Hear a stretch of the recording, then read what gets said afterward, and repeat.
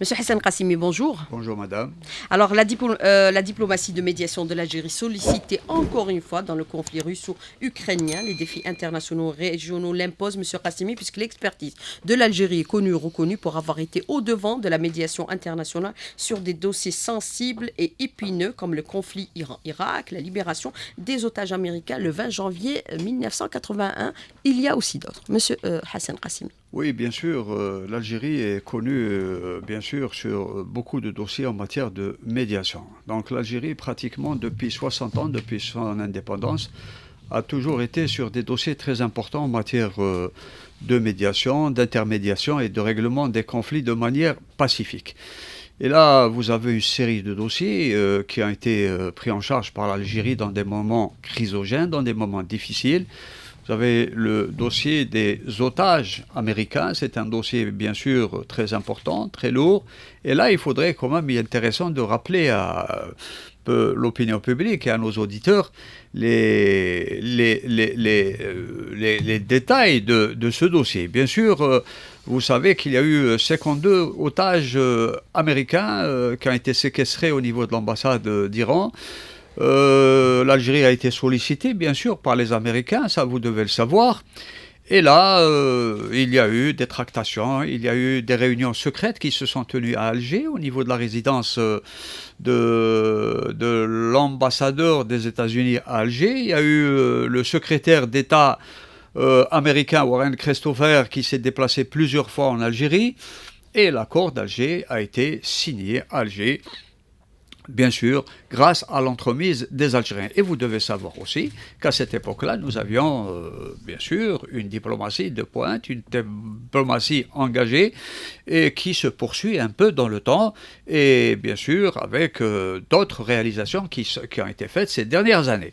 Et là, je voudrais dire aussi qu'à l'époque, nous avions Reda Malek qui était ambassadeur aux États-Unis, nous avions Abdelkrim Gharib qui était aussi ambassadeur en Iran et on avait Sadiq Ben Yahya comme ministre des Affaires étrangères. Bien sûr, il y a un héritage qui se poursuit actuellement et l'Algérie continue bien sûr à offrir ses services, à être sollicitée par beaucoup de pays en matière de règlement des conflits et d'intermédiation. Mais justement, par rapport à cette question, Monsieur Hassan Qassimi, par rapport à la libération des otages américains, on l'a dit, c'était le 20 janvier 1981. Le temps n'a pas effacé un tel souvenir. Il revient à chaque fois dans les déclarations de personnalités politiques américaines importantes. Pourquoi, d'après vous, Monsieur Hassan Qassimi? Vous savez, d'abord, libérer 52 otages, et leur séquestration a duré 455 jours dans des conditions très difficiles. Et l'Algérie, qui était connue comme un pays non aligné, d'ailleurs comme elle l'est actuellement, a toujours été un pays qui est crédible, un pays qui était en mesure d'aller au front et un peu de rapprocher les points de vue entre différentes parties. Et là, nous avons entendu aussi les déclarations des officiels américains, les déclarations aussi des otages, remercier l'Algérie. Air Algérie avait un peu transporté vers Alger l'ensemble des otages et c'est à Alger qu'ils sont arrivés dans un avion d'Air Algérie avec bien sûr une prise en charge médicale algérienne. Donc il y a une reconnaissance que nous enregistrons à chaque souvenir, à chaque commémoration de cet événement. Les officiels américains ne tardent pas d'éloges au sujet de l'action de l'Algérie dans le domaine de la médiation. Mais justement, il y a eu d'autres aussi médiations des plus connues, on va les rappeler. Il y a eu la médiation de l'Algérie entre l'Irak et l'Iran. Et bien sûr, il y a eu également la médiation de l'Algérie dans le conflit entre l'Érythrée et la Somalie. Il y a eu aussi la médiation de l'Algérie entre l'Éthiopie et l'Égypte par rapport au barrage de la Renaissance. Il y a aussi la médiation de l'Algérie par rapport à la sous-région au niveau du Mali et au niveau de la Libye. Aujourd'hui, l'Algérie a encore une fois sollicité pour une autre médiation pour mettre fin, bien sûr, à cette guerre qui fait rage aujourd'hui. Le monde se trouve dans l'impasse d'un conflit qui dure et qui menace la stabilité des États. C'est le conflit russo-ukrainien. Et on a vu la déclaration récente de José Borrell lors de sa dernière visite et son audience avec le président de la République qui sollicite la médiation de l'Algérie. Le président de la République l'a déclaré récemment que l'Algérie est la mieux placée pour, bien sûr, aller vers cette médiation. Pourquoi l'Europe sollicite aujourd'hui l'Algérie, M. Hassan Qassimi? D'abord, avant de répondre à votre question directement, je voudrais revenir à l'accord d'Alger de 1975, qui a mis fin à un conflit qui allait évoluer vers une guerre inévitable entre l'Irak et l'Iran. Donc l'accord d'Alger a été conclu et signé à Alger en 1975 entre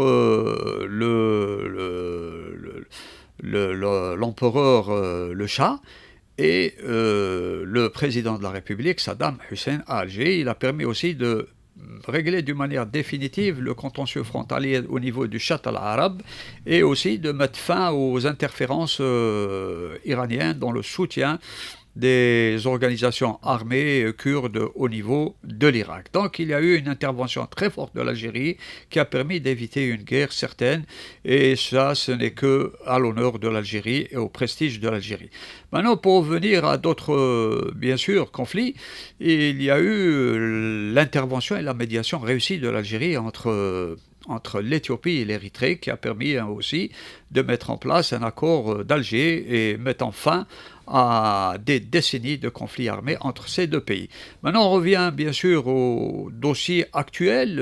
Vous avez entendu dernièrement José Borrell, lors de sa visite à Alger, solliciter officiellement, publiquement, l'intervention de l'Algérie et aussi l'implication de l'Algérie sur le dossier ukrainien. Nous avons également entendu le président de la République, Abdelmadjid Tebboune, répondre un peu à la demande de José Borrell, disant dans son interview que l'Algérie était le pays qui avait le plus d'aptitude pour un peu trouver une solution idoine et un peu sortir de l'impasse dans laquelle ces deux pays sont arrivés. Donc la situation, elle est dangereuse, elle est un peu violente, et il est vraiment urgent d'aller vers des négociations. Cependant, ce que nous pouvons dire, qu'il y a aussi d'autres partenaires qui veulent initier un peu des pourparlers de paix, à l'exemple de la dernière initiative chinoise.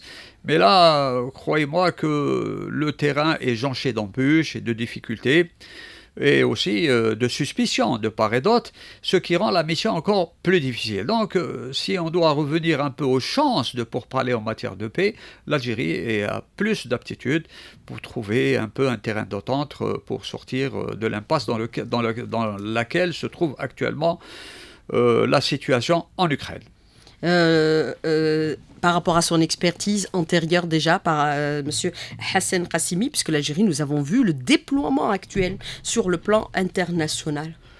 Vous savez, la force de l'Algérie, il faut le répéter et le dire souvent, la force de l'Algérie, elle tire sa force de sa doctrine. C'est une doctrine qui est un peu fondée sur des principes qui sont universels, qui sont reconnus par la Charte des Nations Unies, la Charte de l'Union africaine, à savoir le principe du droit d'autodétermination des peuples. Le deuxième principe, c'est le principe de non-ingérence dans les affaires intérieures des États. Et le troisième principe, c'est le principe de la promotion du dialogue dans les zones de conflit, quelle que soit leur forme et quelle que soit leur gravité. Donc c'est ce qui fait un peu la force de l'Algérie, que nous ne retrouvons pas ailleurs, et que l'Algérie d'abord est un pays qui est non aligné, qui est toujours à équidistance des partenaires en conflit et qui peut offrir à tout moment ses services quand elle est sollicitée. C'est le cas de l'Union européenne à travers son ministre José Borrell, qui a exprimé le désir très fort de vouloir que l'Algérie intervienne et s'implique sur ce dossier. Alors aujourd'hui, je voudrais poser une question, M. Hassan Qassimi. Est-ce qu'on est en train d'assister à l'émergence d'un nouvel ordre mondial sous l'égide, bien sûr, de la Chine et la Russie, puisque nous avons vu que dernièrement, il y a des tentatives de mettre fin à ce conflit par la médiation chinoise. Mais il y a aussi un autre aspect qui a, bien sûr, mis en exergue aussi les efforts de l'Algérie pour assurer la paix au niveau du monde arabe, puisque l'Algérie a abrité le sommet de la Ligue arabe sous le slogan Le Mechem, bien sûr le rassemblement des États arabes. Le président est actuellement le président en exercice de la Ligue arabe et nous voyons les prémices d'une paix au niveau de la région du Moyen-Orient par rapport au rapprochement Arabie Saoudite-Iran. C'est important. Vous savez, sur le plan international et sur le plan régional, nous assistons à la naissance d'un monde. Mais cependant, il faudrait préciser que la naissance de ce monde ne se fait pas de manière naturelle, elle se fait au forceps et dans la violence, malheureusement. Et il est ce qu'il est. Il y a un leadership mondial qui est exercé par le camp occidental de manière violente et impériale. Et là, ce monde ne peut plus continuer à exister dans ces conditions pour la simple raison qu'il y a des nations fortes sur le plan économique, des nations émergentes qui arrivent et qui contestent l'ordre établi. Et nous allons sans aucun doute vers un rééquilibrage avec un monde multipolaire dans les relations internationales. Et l'Algérie, sur le plan maghrébin, sur le plan africain, dans le Moyen-Orient, l'Algérie est un pays leader, il faudrait le dire, et il faudrait le mettre en œuvre. Un pays qui est respecté de par ses positions, de par son courage, de par ses positions progressistes, ça c'est très important. L'Algérie est un pays progressiste, non aligné et qui peut constituer une locomotive dans le monde arabe et en Afrique, et nous l'avons prouvé à plusieurs reprises. Mais le rapprochement Arabie Saoudite-Iran, ça va mettre fin au conflit au niveau de cette région, notamment pour la Syrie, pour le Yémen et d'autres régions aussi qui souffrent. Vous savez, le rapprochement entre l'Arabie Saoudite et l'Iran, je le considère comme étant un coup de tonnerre dans le ciel sur la tête de l'entité sioniste. Beaucoup de pays veulent torpiller justement ce rapprochement. Vous devez savoir que c'est un rapprochement, on l'a vu en filigrane depuis presque une année ou 2 ans, lorsque l'Arabie Saoudite n'a pas voulu céder à un certain nombre de pressions de l'entité sioniste et des Américains. Vous deviez savoir que d'abord l'Arabie Saoudite a refusé de s'aligner sur les positions occidentales pour un peu ouvrir les vannes du pétrole et provoquer un effondrement des prix du pétrole. Ça c'est un point important. Le deuxième élément, c'est que l'Arabie Saoudite, qui est bien sûr la locomotive des pays du Golfe, du Conseil de coopération du Golfe, a refusé également le plan d'alliance qui a été proposé par l'entité sioniste pour mettre le Moyen-Orient sous la tutelle la tutelle sécuritaire et militaire de l'entité sioniste. Donc, c'est 2 éléments fondamentaux qui ont laissé entrevoir une évolution perceptible au niveau du Moyen-Orient et qui devait absolument remettre en cause l'omnipotence et la suprématie de l'entité sioniste au Moyen-Orient. C'est ce qui explique d'ailleurs l'intervention des Chinois qui ont réussi de manière spectaculaire à normaliser les relations avec un certain nombre, bien sûr, de conditions et de garanties. Et maintenant, ce qu'on peut dire à ce sujet au Moyen-Orient, c'est que ce n'est plus l'entité sioniste ou l'Occident qui assure la garantie de la sécurité de cet ensemble régional. Et là, l'Algérie, vous avez entendu le président de la République dire à plusieurs reprises qu'avec l'Arabie Saoudite, l'Algérie n'acceptera jamais que des menaces soient proférées à l'égard de ce pays et que l'Algérie se tiendra toujours solidaire et aux côtés de l'Arabie Saoudite. Et on l'a vu aussi, puisque l'Algérie assure actuellement la présidence du sommet de la Ligue arabe et le président de la République, bien sûr, a tout fait pour, bien sûr, rapprocher ses points de vue. Ce rapprochement va bouleverser la donne géopolitique au niveau de cette région. Tout va changer. Sans aucun doute, le monde est en train de changer et le Moyen-Orient est en train de changer. Vous devez savoir. Tout le monde a pris conscience que la véritable menace, c'est l'État sioniste. Vous devez savoir que l'État sioniste a toujours fait en sorte pour maintenir et faire la promotion du conflit entre les chiites et les sunnites. Ça a été à l'origine de conflits et de guerres épouvantables entre l'Irak et l'Iran. Et là, on peut s'attendre, bien sûr, à une évolution de la situation, au règlement d'abord du conflit yéménite, qui est un conflit qui a duré et qui a provoqué des désastres sur le plan humanitaire. Et là, je suis convaincu que les résultats de la paix se feront bientôt entendre au niveau de cette région. Alors, M. Hassan Qassimi, je voudrais revenir avec vous sur plusieurs aspects par rapport à cette question qui sont éminemment importantes, qui vont bien sûr dessiner la nouvelle carte mondiale, puisqu'on voit aujourd'hui l'émergence d'un monde multipolaire. Alors, les enjeux géopolitiques, c'est ce qui a nécessité le retour de Attaf à la tête de la diplomatie algérienne et la nomination de l'Arbaoui comme directeur de cabinet à la présidence de la République. C'est des mesures fortes du président de la République, M. Hassan Qassimi. Oui, bien sûr, il y a bien sûr sur le terrain et sur le plan régional et international des évolutions qui sont importantes. Et là, le président de la République a pris des mesures, après avoir bien sûr déclaré devant la presse et devant les journalistes, et nous l'avons entendu, la situation. Il a fait une évaluation de la situation de l'activité gouvernementale et il y a bien sûr des constats qui ont été faits sur certains secteurs qui n'ont pas fonctionné comme il se doit et qui n'ont pas réalisé les objectifs tant attendus. Donc bien sûr, le président de la République adapte l'activité du gouvernement aux contraintes et aux exigences sur le plan international et il a procédé dernièrement à un remaniement gouvernemental avec l'arrivée de nouveaux promus.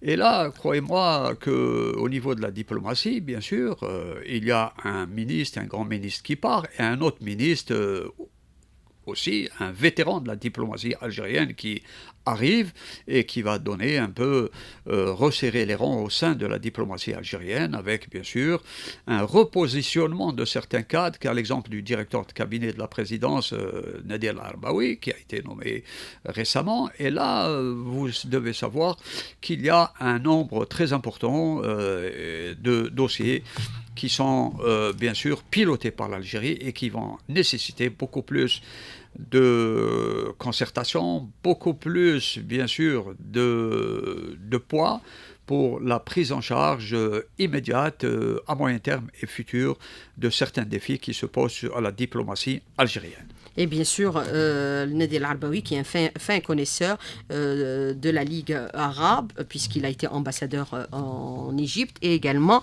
des Nations Unies. Et M. Attaf, on se souvient, c'est lui qui avait acté la fermeture des frontières avec le Maroc. Alors, justement, par rapport à cette question que vous avez soulevée à l'instant, le mécontentement du président qui a été manifesté lors de ses entretiens, bien sûr, avec la presse nationale. Il n'était pas satisfait du rendement de certains départements ministériels, notamment en ce qui concerne bien sûr la question qui est aujourd'hui au centre de toutes les politiques qui sont engagées, à savoir la numérisation. Qu'est-ce qui justifie aujourd'hui ces réticences, monsieur Hassan Qassimi ?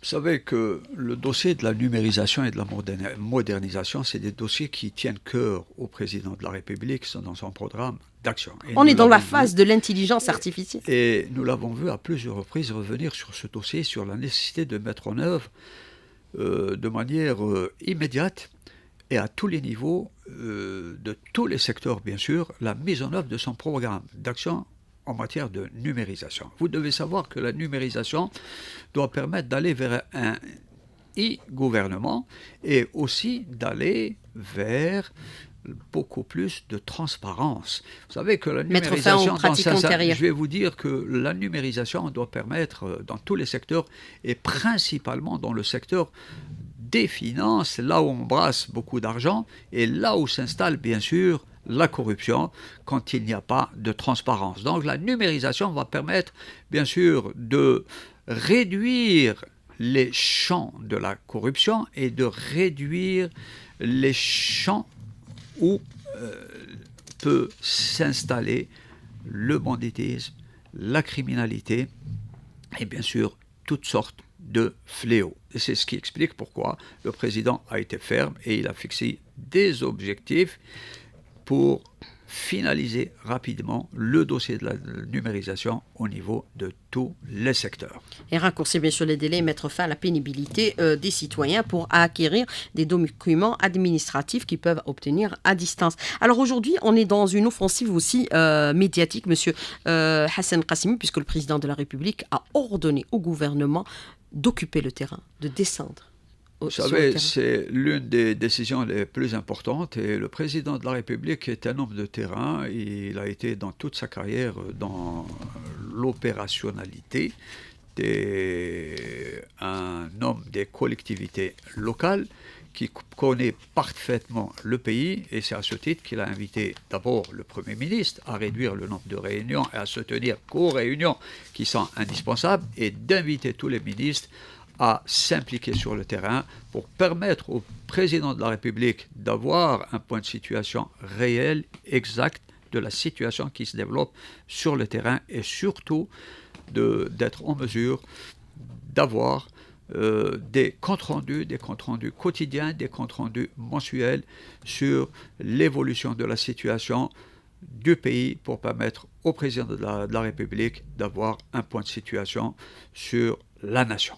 Mais investir le terrain, c'est pour ne pas laisser aussi la place vide, puisque la nature a horreur du vide, M. Hassan Qassimi, puisque le président place le citoyen au cœur de toutes les politiques publiques.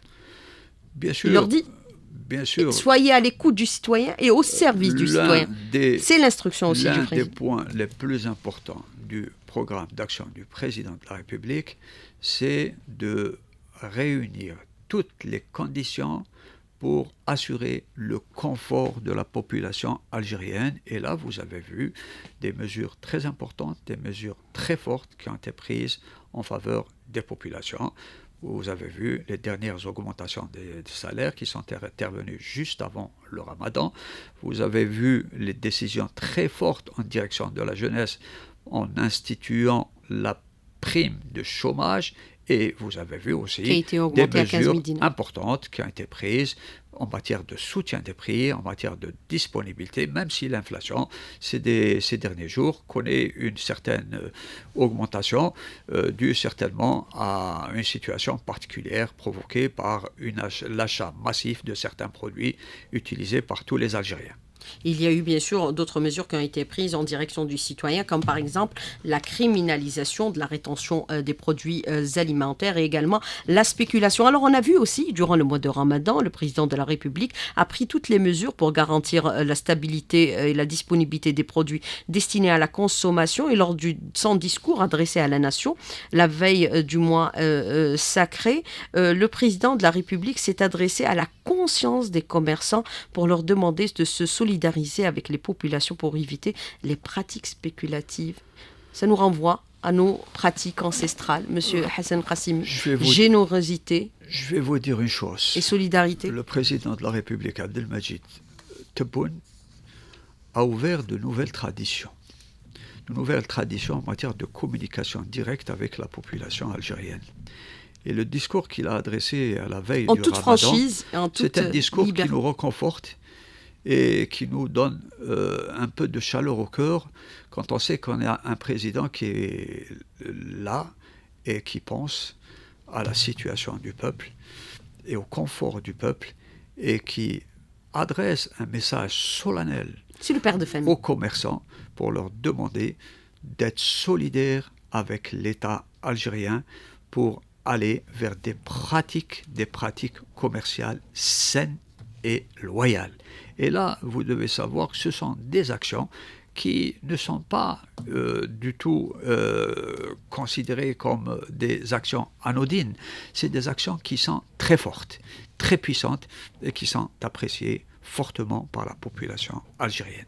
Et revenir à nos principes religieux durant ce mois, c'est la spiritualité et également la solidarité. Je voudrais revenir avec vous sur un autre aspect, Monsieur Hassan Qassimi. Bien sûr, nous avons vu, par exemple, il y a eu des dysfonctionnements au niveau du ministère du Commerce, c'est-à-dire pas le ministère du Commerce, qui ont impacté, impacté par des pénuries cycliques et répétitives. Et pourtant, il y a la disponibilité de tous les produits. Tous les responsables assurent de la disponibilité des produits. On a même assuré des stocks de sécurité. Comment peut-on l'expliquer aujourd'hui, M. Hassan Qassimi? Est-ce que c'est une volonté un peu de perturber le commerce, ou alors de créer des sortes de tensions?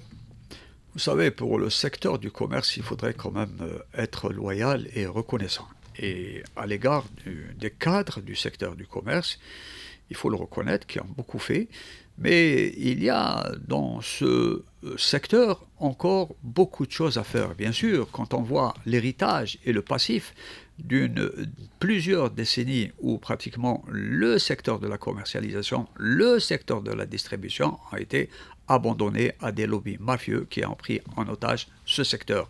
La situation se redresse, mais ce n'est pas suffisant, et je dois vous indiquer qu'il est impérieux, urgent, que l'État s'implique encore plus dans le domaine de tous les circuits de distribution, à commencer par le producteur, les marchés de gros et les détaillants. Et là, il faudrait aller absolument vers le dossier sur lequel nous avons parlé tout à l'heure, à savoir la numérisation des activités commerciales, et aussi aller vers de gros investissements pour construire de nouveaux marchés de gros aux normes internationales. Vous devez savoir que nos marchés de gros dans les villes les plus importantes ne sont pas conformes, et c'est de vieux marchés de gros qui ne correspondent plus aux normes des activités commerciales, devant assurer un contrôle, une lisibilité et une transparence.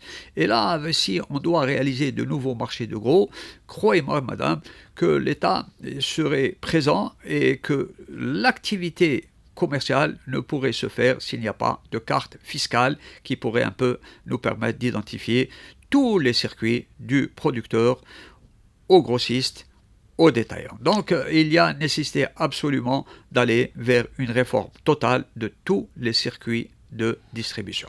Alors, vous avez plusieurs questions des auditeurs ce matin, M. Hassan Qassimi. La première, la redistribution des cartes doit permettre à l'Algérie de repositionner ses alliances et se rapprocher avec de nouveaux alliés. Vous savez, c'est ce que fait l'Algérie depuis un certain temps, depuis à peu près 3 années. L'Algérie revient d'abord par la grande porte, à tous les niveaux, au niveau des organisations internationales, de l'ONU, de la Ligue arabe, de l'Union africaine. Et bien sûr, l'Algérie, croyez-moi, est en train de militer pour que même dans le sport, même s'il y a quelques grains de sable, il y a une évolution quand même notable dans ce domaine. Il y a des efforts importants qui se font. Maintenant, je dois vous dire qu'au sein du Conseil de sécurité, l'Algérie est en train de militer pour que l'Afrique dispose, pour que l'Algérie soit un membre permanent du Conseil de sécurité, qu'on puisse élever le nombre de postes de nombre non permanent de 3 à 5. Et ça, c'est très très important pour permettre un peu d'équilibrer un peu les relations internationales et donner une place à l'Afrique. Et là, madame, l'Algérie est en train de nouer des alliances. L'Algérie n'est pas intégrée dans des organisations où on a des confrontations entre partenaires. L'Algérie n'est pas dans ce processus, n'est pas dans ce schéma politique et idéologique. L'Algérie est un pays aligné qui fait tout pour que ce mouvement puisse revenir très fort pour un peu atténuer les tensions qui se développent actuellement dans le monde entre les nations, certaines nations nantis.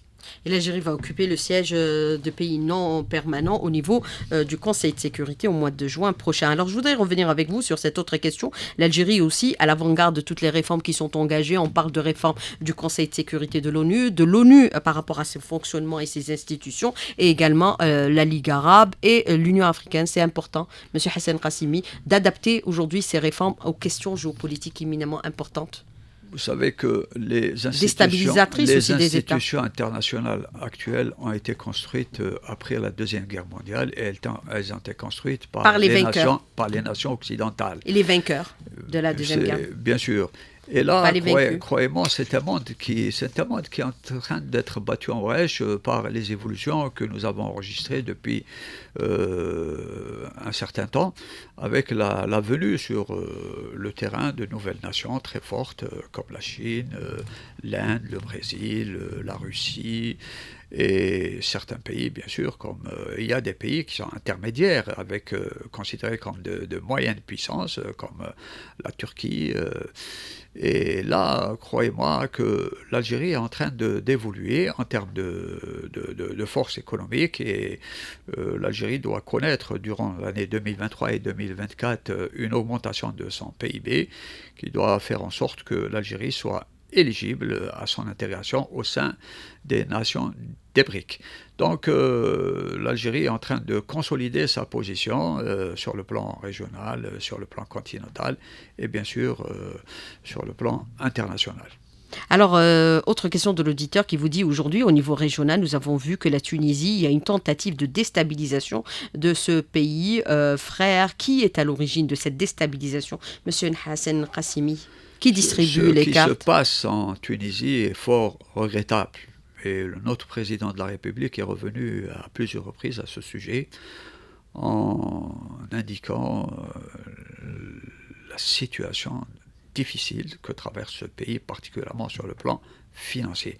Et notre totale solidarité avec la Tunisie. Nous devons faire un petit rappel sur la Tunisie, que la Tunisie est passée après 2011 vers un système parlementaire qui a provoqué un peu l'effondrement de ce pays. Et vous devez savoir aussi, de 2011 à 2020, il y a eu à peu près 15 milliards de dollars qui ont été détournés de ce pays et qui ont pris une voie inconnue et vers l'étranger, laissant ce pays dans une situation catastrophique. Et ce qui explique pourquoi le président Kais, tunisien, d'abord c'est un président qui jouit de toute la légitimité, et aussi qui a pris des mesures de sauvegarde du pays en sortant d'un système parlementaire qui a mis en place une instabilité chronique pour aller vers un système présidentiel, et cela a été voté par la population. Et maintenant, vous devez savoir, quel que soit le nombre de votants, on a une légitimité constitutionnelle et républicaine dans ce pays. Maintenant, la question la plus importante, c'est que c'est des positions. Kais Saïed a eu des positions progressistes, nationalistes, et particulièrement envers la cause palestinienne. Il a refusé la normalisation, il a soutenu le Sahara occidental, il a reçu le président de la République sahraoui, et là, ça a soulevé un certain nombre de leviers d'opposition et de lobbies sionistes qui sont en train de faire tout pour un peu provoquer la déstabilisation et la chute du président de la République qui pourrait emporter, bien sûr, tout le pays dans cette situation qui pourrait être peut-être difficile pour un avenir immédiat, mais croyez-moi, l'Algérie est en train de mobiliser beaucoup de moyens pour venir en aide à ce pays sans s'ingérer dans les affaires intérieures de ce pays. C'est un principe inaliénable. Alors, c'est le lobby sioniste qui est à l'origine de la déstabilisation, de la volonté de la déstabilisation de la Tunisie, monsieur Hassan Qassimi, clairement. Bien sûr, il y a des lobbies sionistes et il y a aussi les réseaux du Makhzen qui sont en train de pousser très fort. D'abord, pour bloquer au niveau de la Banque mondiale et du FMI le déblocage de certaines aides sur le plan financier, et pour provoquer un peu l'asphyxie de ce pays. Nous sommes en train de constater que nous sommes en présence d'un scénario semblable à celui du Venezuela, devant provoquer l'effondrement de ce pays et l'installation du chaos et du désordre pour permettre une intervention étrangère dans ce pays. Et nous avons entendu dernièrement les déclarations du secrétaire général de l'OTAN prévoyant dans 4 ou 5 mois un effondrement de la Tunisie. Et là, ça nous fait poser beaucoup de questions. Est-ce qu'il n'y a pas quelque part une volonté de vouloir déstabiliser ce pays ? Et il y a aussi cette volonté par rapport à des lobbyistes qui sont en train aujourd'hui de pousser à la mise en place du siège de l'Africom au Maroc. C'est un véritable danger puisqu'on sait que les autorités algériennes, déjà par le passé, avaient déclaré le rejet de l'installation de tout siège de l'Africom au niveau de la sous-région, de la région et au niveau du continent africain. Monsieur Hassan Qassimi. Vous savez, la militarisation des espaces et les interventions étrangères est la pire des choses qui puissent arriver en Afrique. L'Afrique n'a pas besoin de militariser ce continent. L'installation d'une manière illimitée de bases militaires Et tous ces facteurs-là sont c'est des facteurs qui ont provoqué une instabilité chronique de toute la région et de tous les continents. Et là, madame, au sujet de l'installation de l'Africom au Maroc, bien sûr, c'est des lobbies sionistes et des lobbies du Marsen qui sont en train de, avec certains lobbies, bien sûr, au sein du Congrès américain qui sont marginaux et qui tentent aussi d'essayer de pousser vers une telle solution pour un peu provoquer un peu plus d'hostilité à l'égard de l'Algérie. Les Américains, je suis sûr qu'ils ne vont pas franchir le Rubicon et qu'ils connaissent la position de l'Algérie sur ce sujet et que nous avons entendu dernièrement les déclarations de Anthony Blinken, le secrétaire d'État américain, quand il a visité le Niger, et il a fait l'éloge un peu de la position de l'Algérie en matière de lutte contre le terrorisme. Et à ce sujet, il avait dit que la politique et la théorie du tout sécuritaire ont été un échec et que l'Algérie avait raison dans sa démarche en matière de lutte contre ce phénomène. Alors, les relations algéro-marocaines, a déploré le président de la République, ont atteint le point de non-retour. Le surarmement du Maroc aujourd'hui est une véritable menace. Vous savez, pour l'Algérie, pour la région. Le Maroc est allé dans une démarche catastrophique en matière Et ces scandales sont en train d'être dévoilés au niveau du monde, avec bien sûr le scandale au niveau du Parlement européen. C'est un pays. Et le journaliste aussi. C'est un pays d'abord sur le plan de la TV. démarche et sur le plan du développement. Il a opté pour des stratégies qui sont contre-productives. D'abord, tous les scandales en série que nous avons assistés en matière de corruption, qui sont inutiles et qui ne servent pas les intérêts de la population marocaine et Pegasus qui ont un peu provoqué la chute aux enfers de ce pays en provoquant beaucoup de pays, l'Union européenne qui a été mise sous écoute avec tous ses gouvernements et ses ministres. Il y a bien sûr une affaire en justice aux États-Unis contre l'espionnage de certaines personnalités américaines par la monarchie du Maroc. Donc le roi Mohamed VI est, comme je l'ai toujours dit, est dans de sales draps. Et là, croyez-moi que le choix d'aller vers un surarmement avec des dépenses faramineuses ne fait qu'alourdir le poids de la dette marocaine qui est pratiquement arrivé à un point de